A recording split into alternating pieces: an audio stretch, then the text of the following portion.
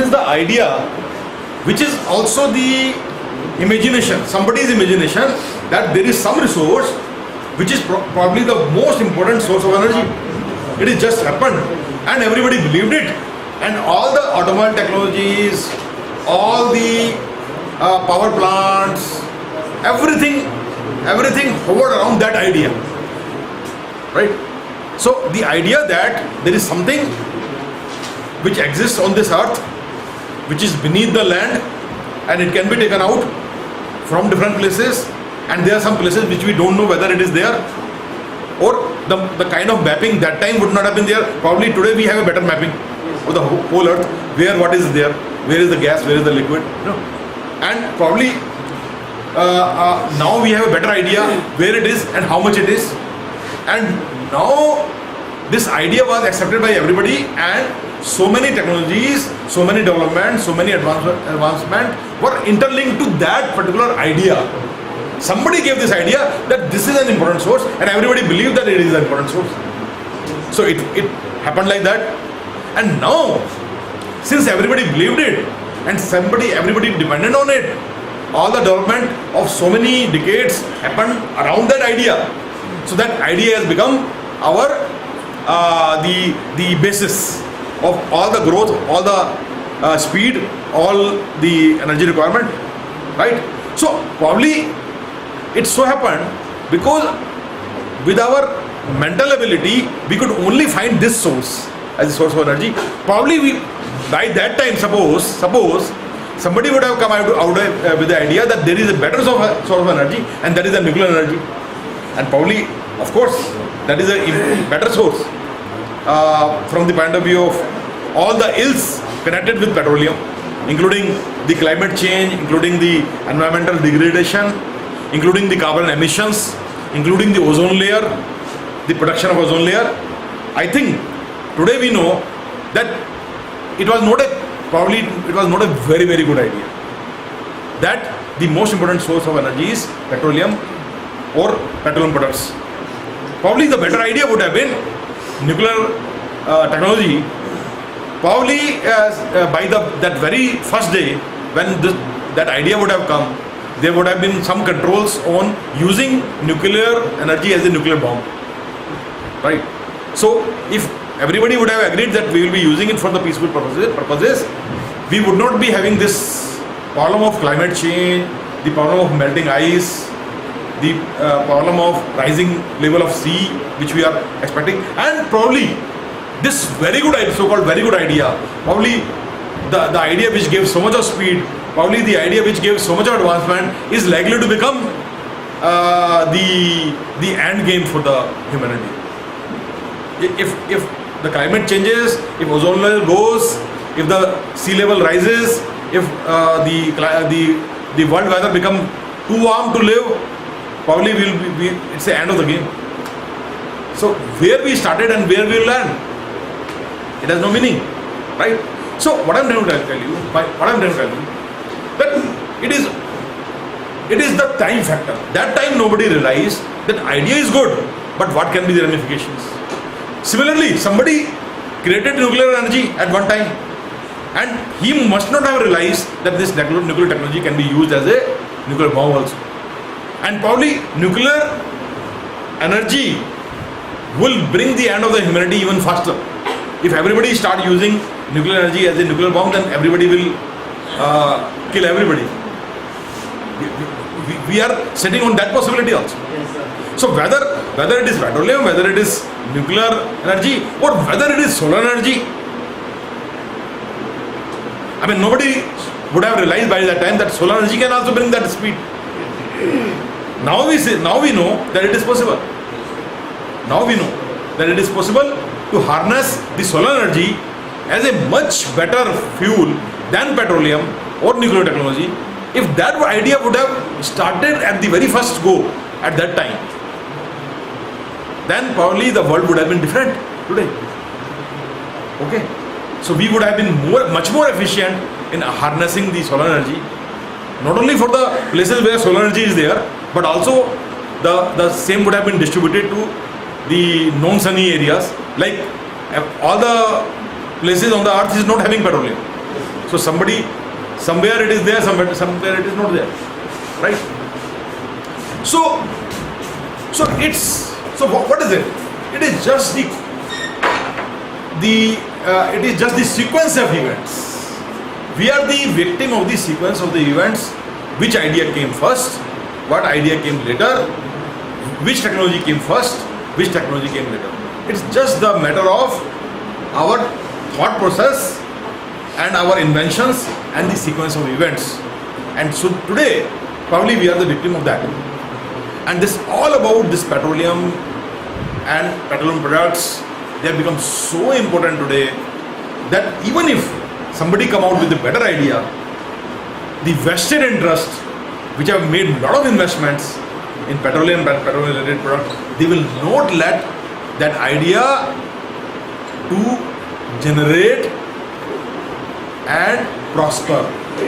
That idea is very difficult to prosper, and probably that is the reason why the big countries are not spending so much in the R&D of the solar energy harnessing, because if they do so, or wind energy, or hydrogen energy, hydrogen fuel, hydrogen is a very good fuel. Probably that is the reason that most of the countries, developed countries, which have the biggest stake in petroleum and petroleum related products and the refineries and the rigs and all the infrastructure which have been created around that idea of petroleum, all their investment will be wasted, and there will be a very strong geopolitical upheaval and shift of power. If this equation of petroleum changes, just look at this point also. Because you know what is happening? Today China is emerging. But China is not able to cross USA in terms of hard power and soft power, which I discussed with you. Also because US has got so much of a stake on this infrastructure of petroleum all over the world. So much of money has been invested, and so much of say is there of USA through different institutions on different resources related to petroleum, that US will never want that the importance of petroleum goes down, isn't it? If that happens, if the importance of this idea goes down and some better idea is harnessed, so that geopolitically it is possible that the new countries, the new emerged countries, or the Asia which is already risen, will take the apex position in the geopolitical world, right? So US will never want that. So now you understand how this idea of petroleum and petroleum products and their things. Okay, sorry, I think I just commented too much on what you said. I really want to know, so I've just given you a warm up. Now let me I would like to understand from you that this is one part of it. What is your other ideas about the existence of or the importance of petroleum and petroleum products and our dependence on this, and what do you think is actually happening? Some of the part you already know. We have discussed in the class about the sources of this energy, petroleum energy. So I really want to know more from you. Some of the countries mainly dependent on the petrol only. Like Iran is dependent on petroleum. Iran. Yes. What is the, no, I want to know. It's a very good point. Iran is sitting on a lot of oil, but what is the problem? Why they are not able to? Actually, you will be surprised to know that Iran, some of the grades of petrol, refined petrol, it is importing. Do you know that at present? Why is it so? In spite of the fact that Iran is like Iraq, which is sitting on so much of oil. Maybe sir, they were saving their petrol for the future. They can't afford. That only US can do. US is the only country in the world which will not exploit their own, but would rather buy. This is the only country. That's a very good point. But Iran cannot do that. Iran, in spite of having the oil, would not like to import. So what is forcing Iran to import? That's a very interesting point. Tell me. What is the problem with Iran? And as of today, may not be in future, but as of today, it is importing. technology to Exactly. Because for last 30 years, due to US sanctions and the world sanction on Iran, they were unable to bring investments and technology in the oil exploration infrastructure. So their infrastructure is so bad, it is working almost less than 10% of the actual capacity. Right? They are not able to bring even more than 10%. So to meet their own need, they are importing. And why they were selling to India, whatever production was there, why they were selling to India? Because India needed, so they were not getting cash because they were getting rice and many other items from India. basically. So they were doing a barter. Right. Inspired, and they were selling something which they also don't have now. They are importing from somewhere, right? So that's the irony. That's the irony. Okay. So it was in very bad shape.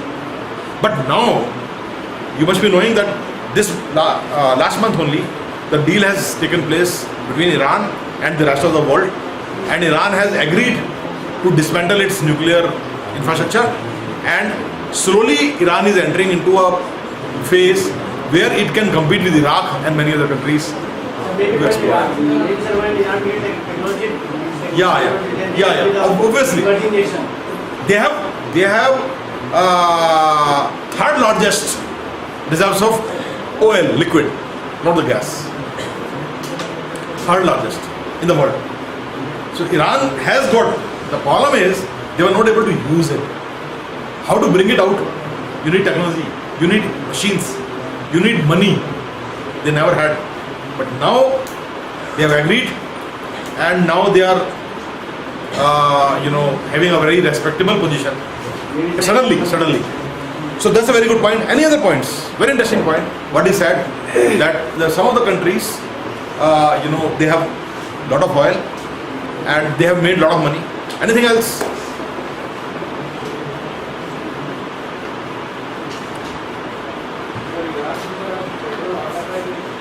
Iraq. Let me tell you, in Iraq, there are two kinds of oil wells now. Approximately 300 wells are controlled by ISIS. Only 300. Rest of the rigs are still controlled by US and its allies. At present. So ISIS is able to control only 300, and another problem is because of they are not able to do it officially. So it's all done on cash, and they cannot do it freely. So they are also working at 20% capacity because technically they are also having the same problem what Iran was having. So they started with 100% capacity, but today that capacity has come down to 20%. They are using the cash routes which were created officially during UN oil for food program for Iraq during the Iraq war, right? So those routes are still alive. They are using those routes to sell their oil for cash. Yes. So in Iraq, slowly the majority of the oil is coming back to the official channels. So it is there. So and they are working on full capacity. And this is one of the important reasons why prices are coming down. Because so much of oil has come. We will discuss about it later. Anything else? That's interesting point. That what is the Iraq factor? Iraq is now entered. Now it is no more the situation which was there probably 2-3 years back. So now in the market Iraq oil is there, except for the 300 oil wells which are under ISIS control. 300 only. It's not many, not much. Probably it is 20 or 30% of the whole Iraq. Yeah. Anything else you would like to comment? So that why I am doing this, so that we get a foundation of understanding. Because this is a very highly complex and technical subject, but very important. Very important to geopolitics. Anything else?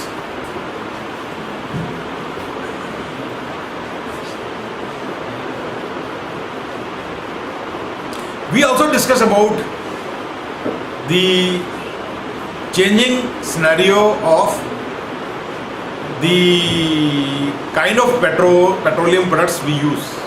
You remember we talked about the importance of gas becoming more important than liquid, right?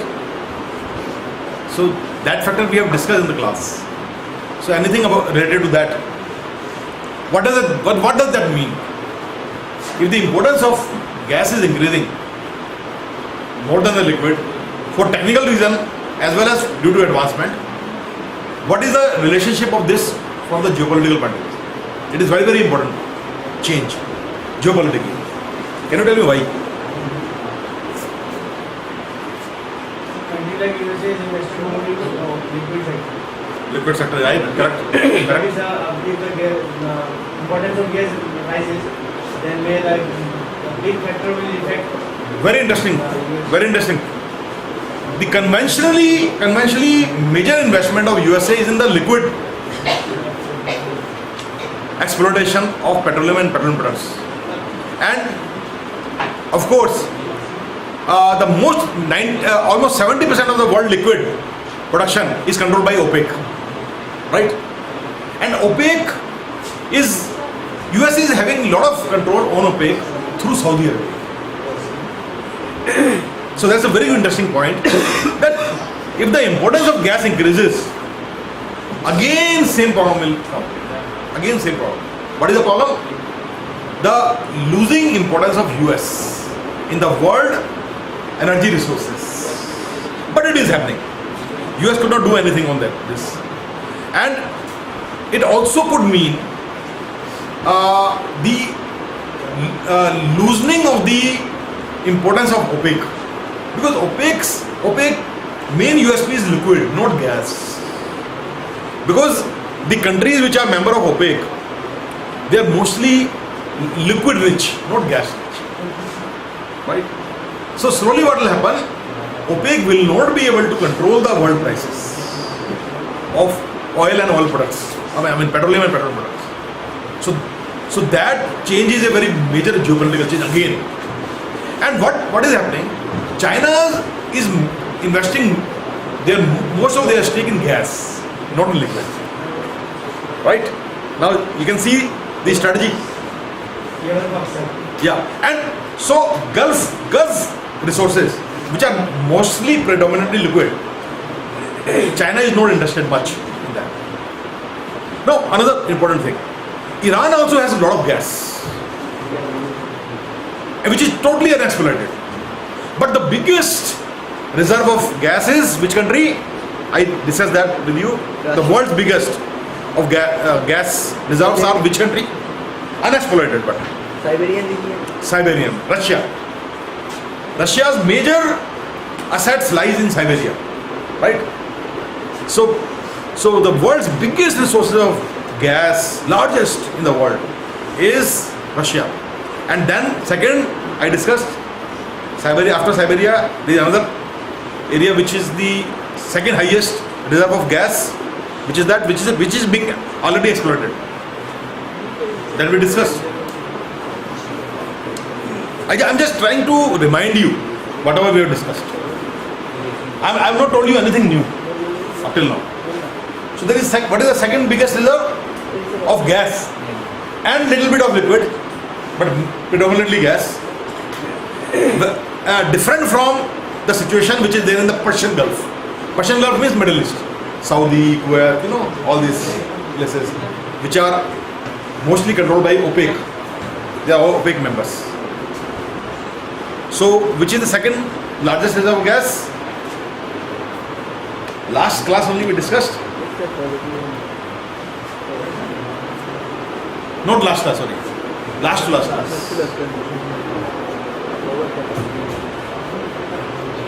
Caspian Sea.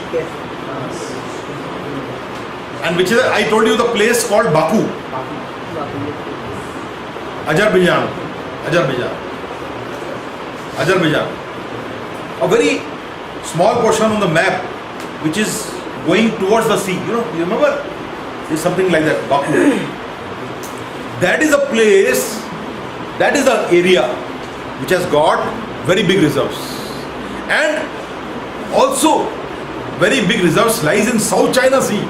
Why all this fight between China and Japan and Vietnam and Australia on South China Seas? Because of the gas which is there in South China Sea, right?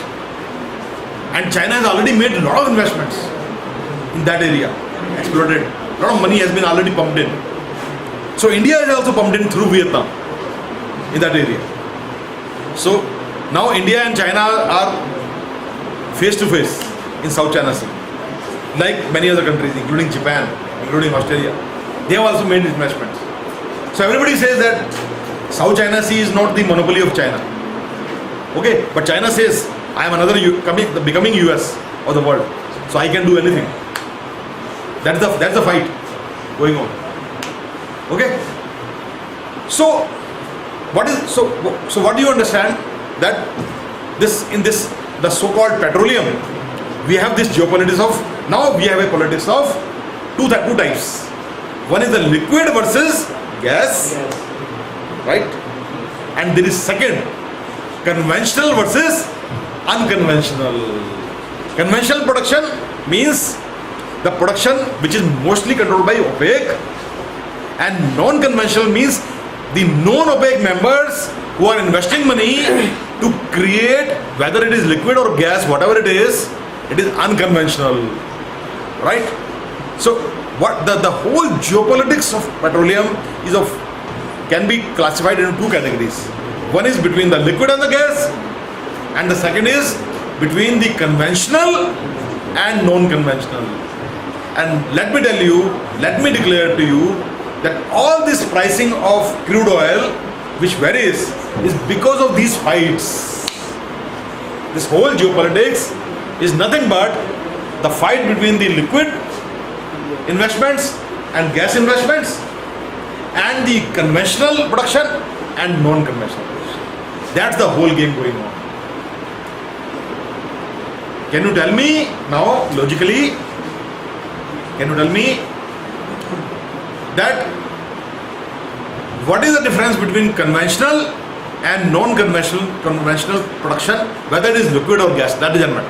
When we look at this whole game of petroleum geopolitics from the production point of view, we are talking of the conventional people, conventional and non-conventional. Sir, whatever ISS is doing, it is not conventional. No, the areas which they have controlled in Iraq, they are all conventional areas. They have got the legacy of production. The investments are already there. See, conventional means investment has been made long back, right?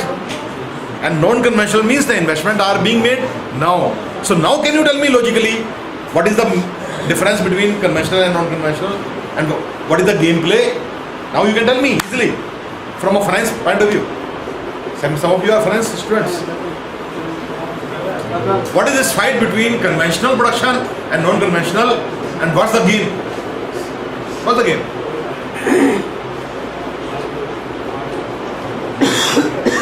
And what is the relationship of this type of production, conventional, non-conventional, on the pricing? Logically you can tell me.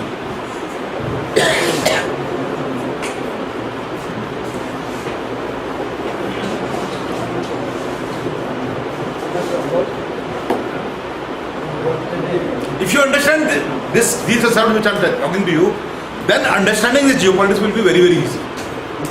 If you understand this game of the fight of titans, and the titans of liquid, titans of gas, from one perception, and from the second perception, the conventional producers and non-conventional producers, whether liquid or gas. So you can, but obviously conventional is more liquid, obviously, and non-conventional is more gas, obviously. But you can look at it from any point of view. Now tell me, logically you can easily tell me, what is the difference between the leverage which, now I am giving you another hint, what is the leverage which the conventional producers enjoys, and what is the problem with the non-conventional people, which the leverage is not there. So this fight always goes on. What is that? Simple. You can easily tell me logically. I've told you enough.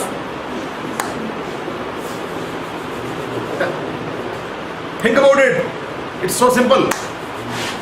What is this whole game? It's a very logical game.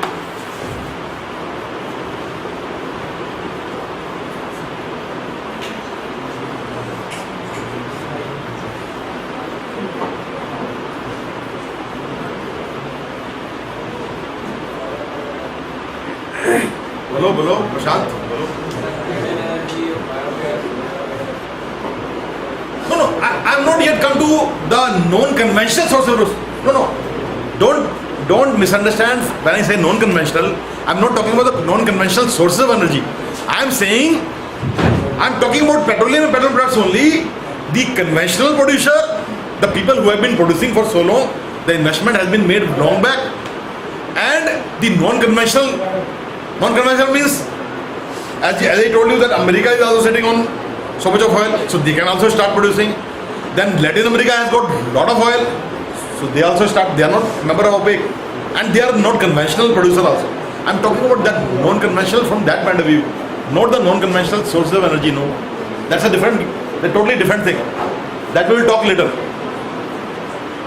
Now can you tell me logically? Conventional producers have a huge market for sell their products.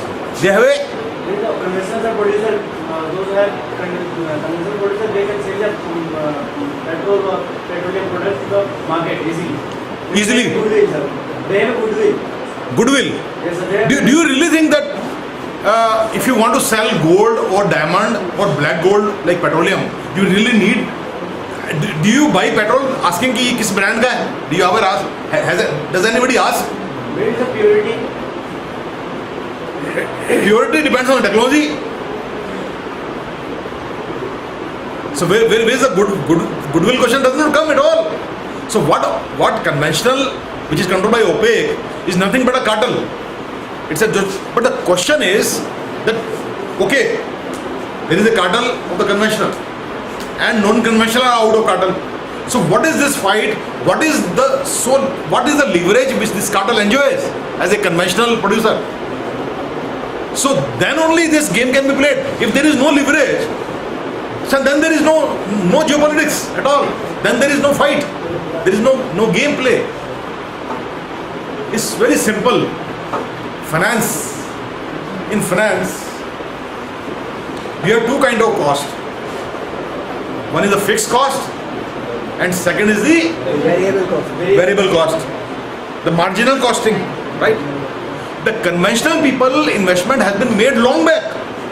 They've already depreciated their equipments. So that cost is almost zero now. So whatever they produce is marginal cost. The cost of extracting. So they can play in the price band of the crude oil starting from $10 up to $150. They can play. They can still keep on producing. But the non-conventional producer has to add fixed cost, the new investments. So at certain point, they cannot, it's not viable to sell. For example, this figure,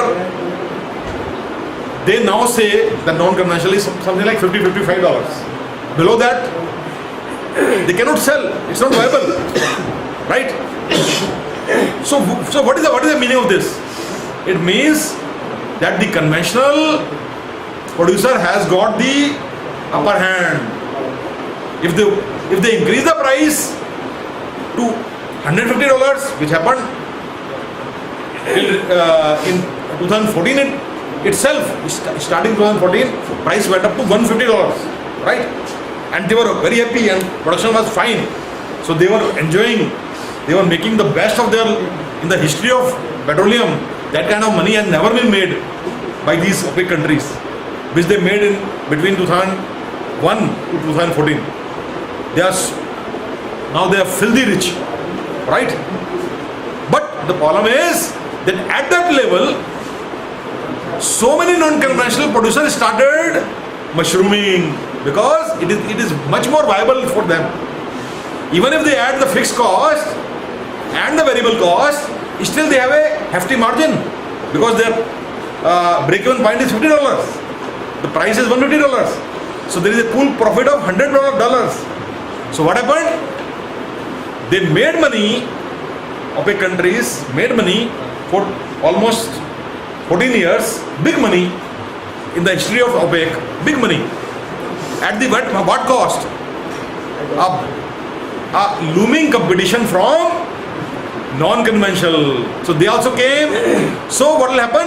The very existence of OPEC will be question mark in future, right? So that is the reason. The moment they realize that the market cannot take price above $100, what they did? They brought down the price. They did not reduce the production. Now the price is today is $58. Today opening price of crude dollar is 58. Right? 2014 June price was $150. December 2014 it had come down to $75. Today it is 2015 April. Today's date it is $58. And they are not reducing the production. Why? Can you tell me why? Why they want to keep the production high? If they reduce the production, price will go up. But they don't want. Why? Because if they reduce the production, then the market will be. Price will go up.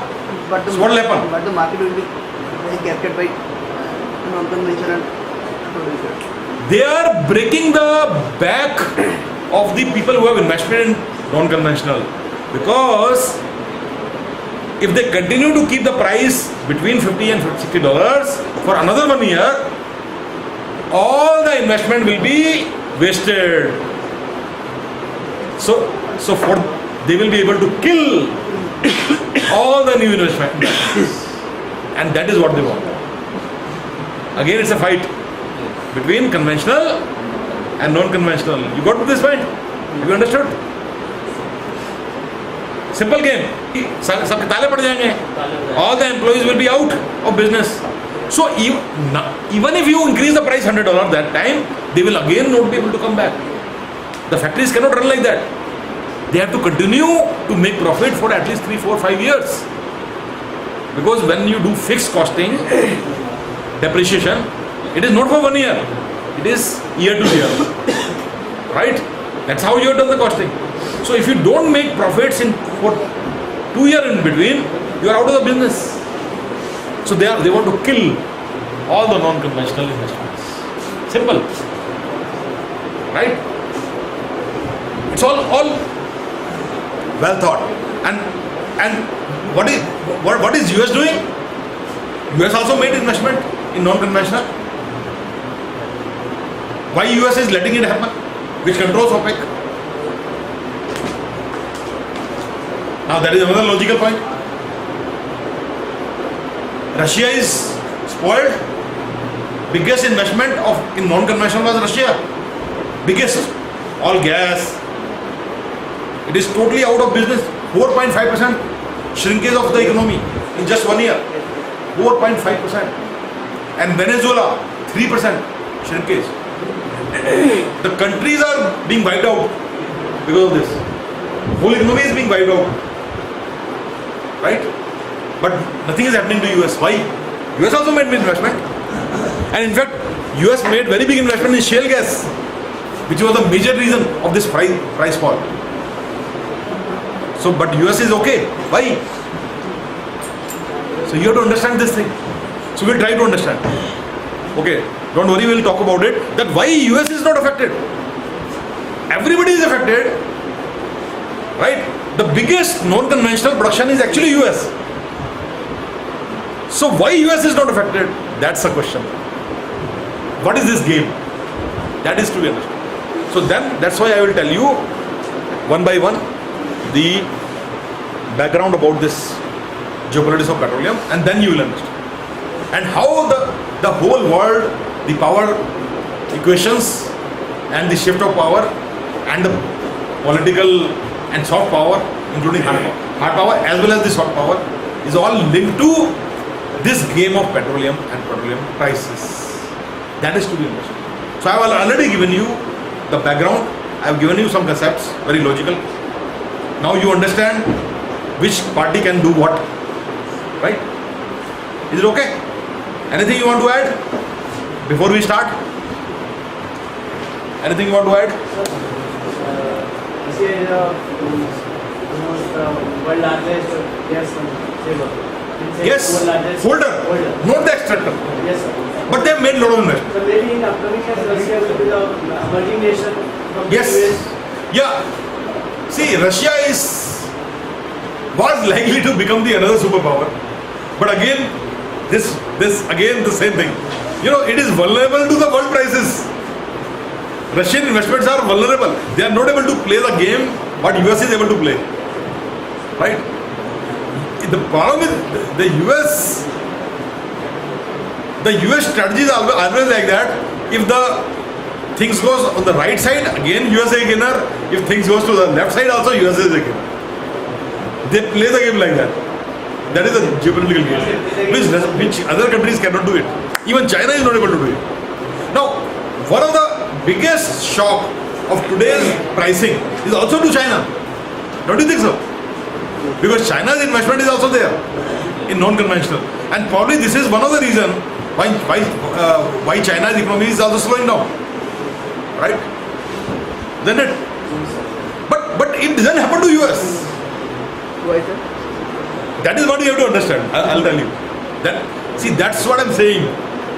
That US is having the best of the brains. They plan for next 25 years. They know that in the year 2016, this is likely to happen. This is likely to happen. A, B, C.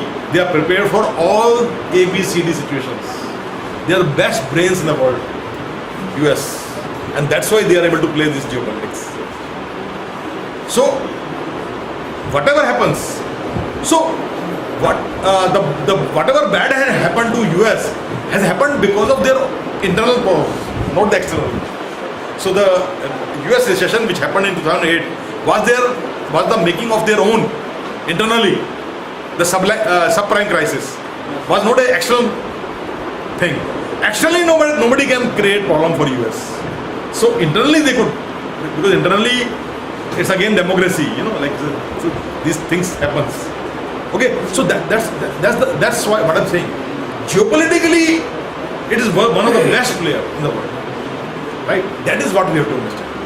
What is this game, and can we learn any lessons from that game? Probably India can also play a good game, because India is like US.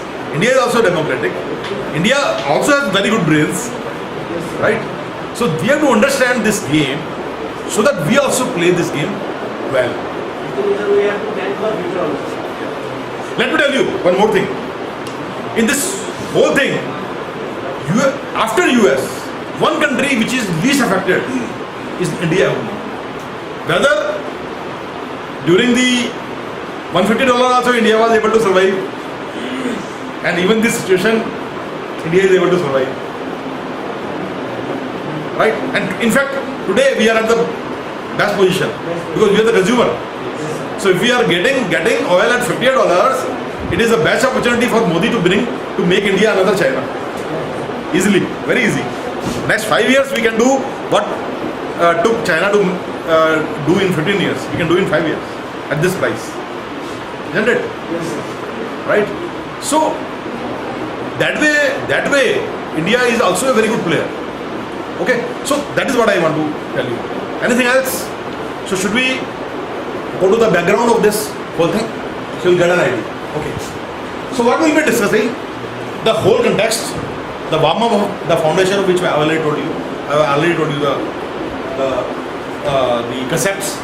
We'll be now discussing about the context, as well as we'll be discussing the economic importance of petroleum. Some ideas we have already discussed. We'll discuss in more structured form, and we will also discuss about the first and second oil shock, means price shock.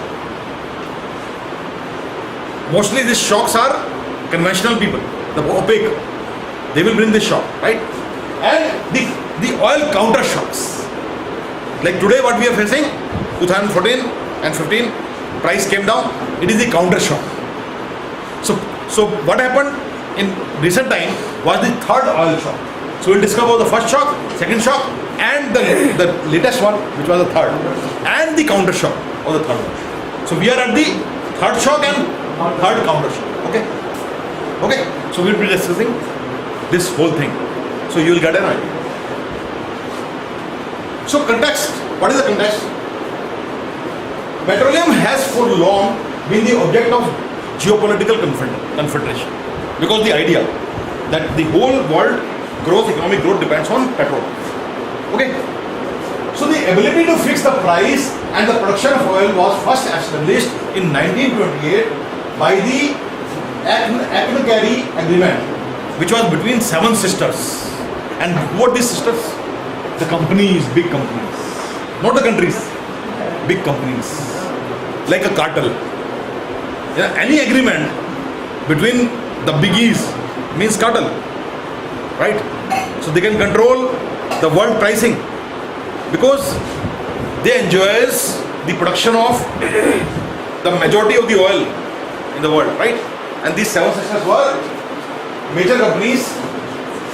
They formed up oil oligopoly.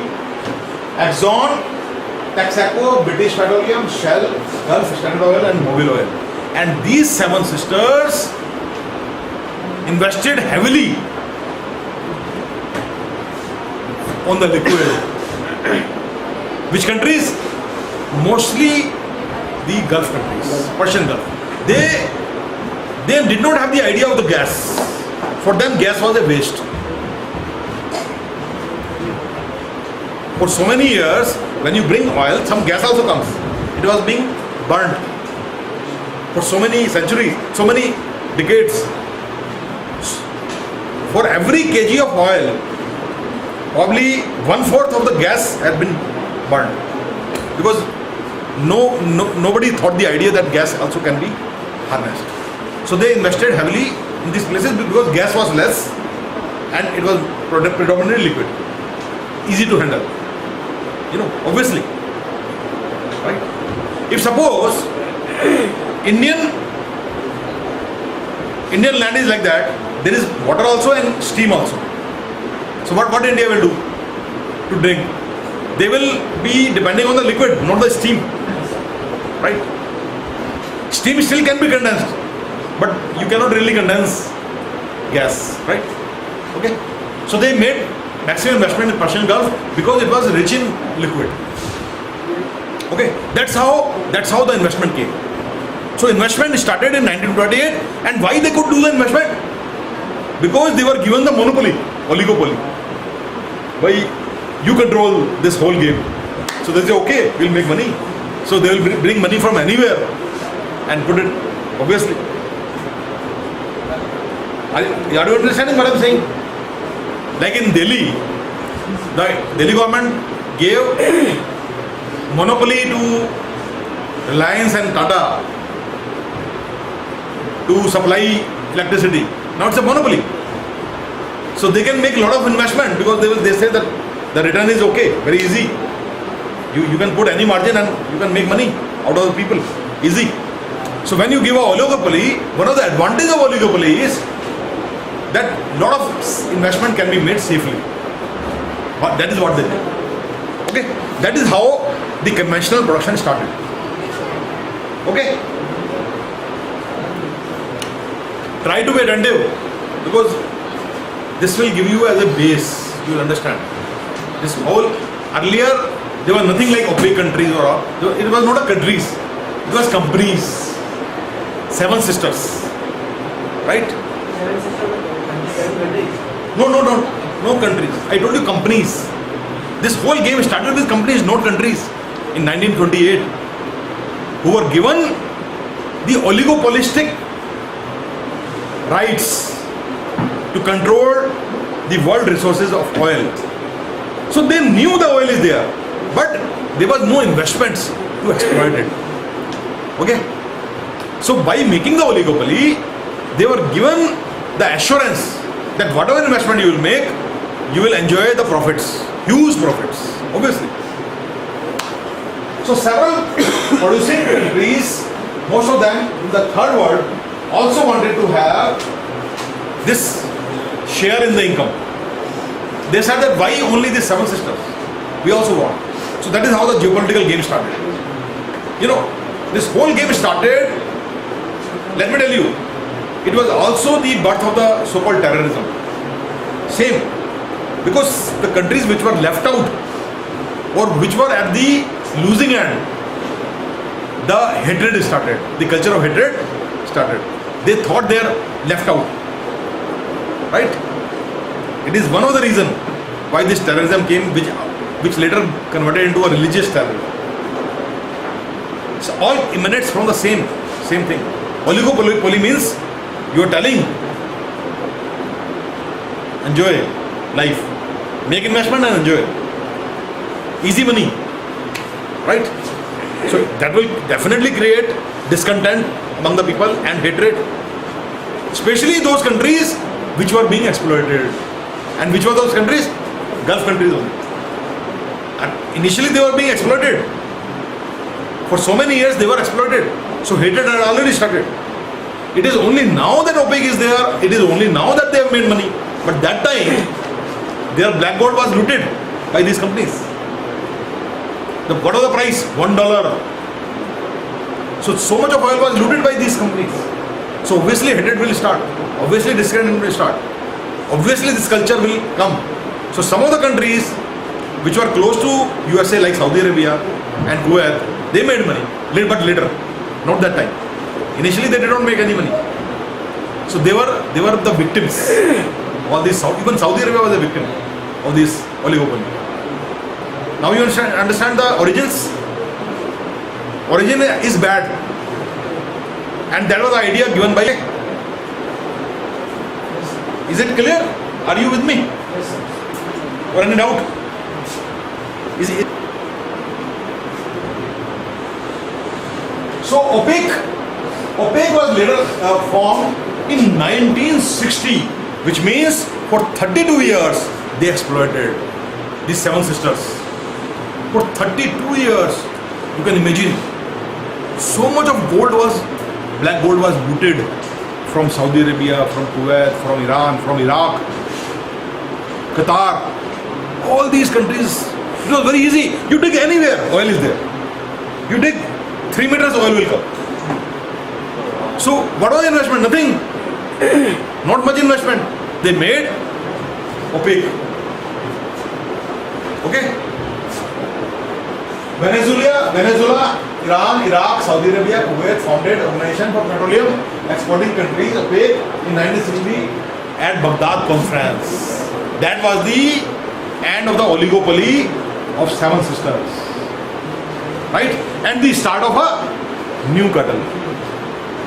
The start of a new organization. It was not a cartel initially. It was a new organization of freedom. It was like freedom from Exxon, freedom from Shell, all these biggies. Freedom. Right?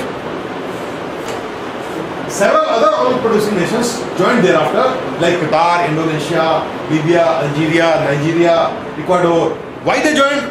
If they would not have joined, these companies would have exploited their oil also.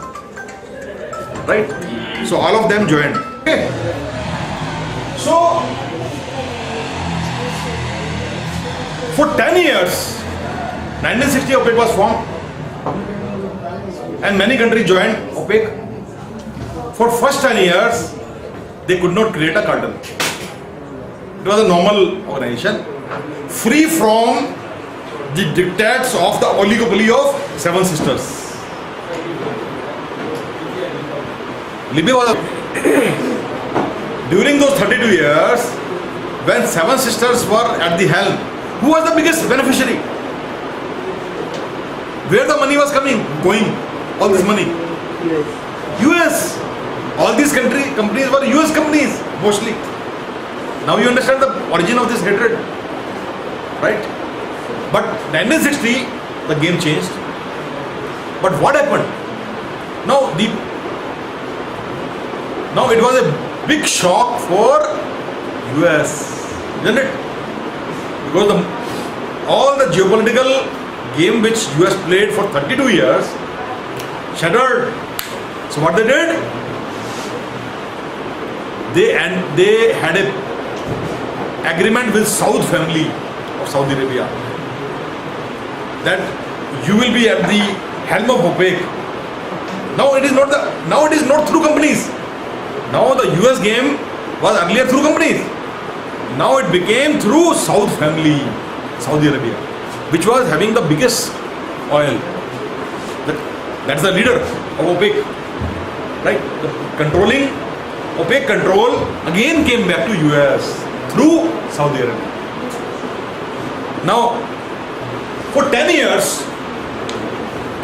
was required just to build, the whole game, which US built. So for 10 years, the pricing could not be controlled. And what US wanted? US wanted oil at cheap price, because through Seven Sister, it was getting $1, $2, $3.5 was a very, very big amount at one time in these 32 years. The maximum price which came of oil in those 32 years was $3.5. So what was the purpose of US? To control OPEC, to get cheap oil. Because why?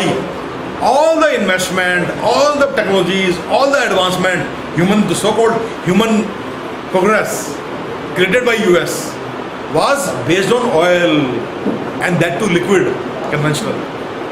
So to make profits on all the investment of US, they needed to control, even today, they need to control the conventional production, right? So for 10 years, they could not control. But after 10 years, with Saudi family deal and all these things, they were able to control, to keep the price in check.